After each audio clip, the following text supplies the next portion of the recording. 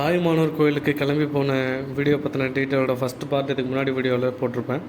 அது போன வழி வந்து கல்லணை, அந்த வழியாக நம்ம போயிருப்போம். போயிட்டு அன்றைக்கி சொட்டு மருந்து போடுறதுனால குழந்தைங்களுக்கு போட்டுட்டு கோயிலுக்குள்ளே ஆகிட்டோம். என்ட்ரான உடனே பெரிய அந்த கோயில் யானை, இப்போலாம் ரேராக தான் நிறைய இடத்துல கோயில் யானையெல்லாம் இருக்குது.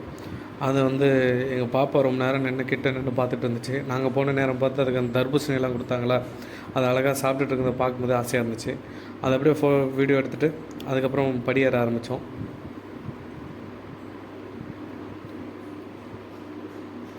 படியேற ஆரம்பித்தா ஆக்சுவலாக என்னோடய சின்ன பையன் அவனுக்காக வேண்டிக்கிட்டு தான் அந்த கோயிலுக்கு போனது.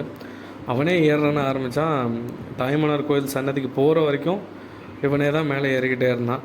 அவனை தூக்குனாலும் ரொம்ப அடம் பிடிச்சான். சரி ஏறட்டுமேனு பின்னாடி பாதுகாப்புக்கு நான் நின்றுக்கிட்டே வீடியோ எடுத்துக்கிட்டே ஃபாலோ பண்ணிட்டு போயிட்டே இருந்தேன்.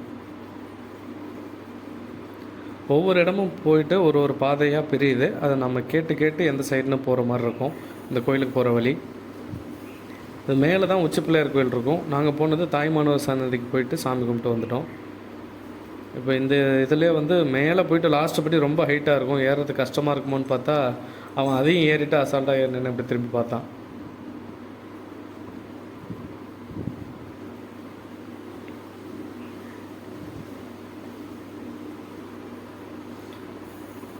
அப்புறம் உள்ளே என்ட்ரானதும் அதுக்கப்புறம் இந்த கொடிமரம்லாம் இருந்தது. அதையும் தாண்டி இந்த தாயுமானவர் கோயிலுக்கு போகிற வழி கேட்டு தான் போயிட்டுருக்க மாதிரி இருக்கும். திரும்பி போகும். ஒரு பக்கம் போனால் இந்த உச்சி பிள்ளையார் கோயிலுக்கும், ஒரு பக்கம் தாயுமானவர் கோயிலுக்கும். இப்போ தாயுமானவர் சன்னதிக்கிட்ட போயிட்டோம். அங்கே நின்று பார்த்தா பக்கத்தில் தான் சாரதாஸ், திருச்சிக்கு கொஞ்சம் ஃபேமஸாக உள்ள அந்த துணி கடை. சாமியெல்லாம் வீடியோ எடுக்கக்கூடாது, அதனால் அதை பார்த்துட்டு ரிட்டர்ன் மறுபடியும் வந்துட்டோம். இது வந்து பார்க்கிங் ஸ்பேஸ் அங்கேயே இருந்துச்சு. அந்த நகராட்சி அவங்க வந்து ரெடி பண்ணி வச்சுருந்தாங்க, மாநகராட்சி. அது நல்லா இருந்துச்சு.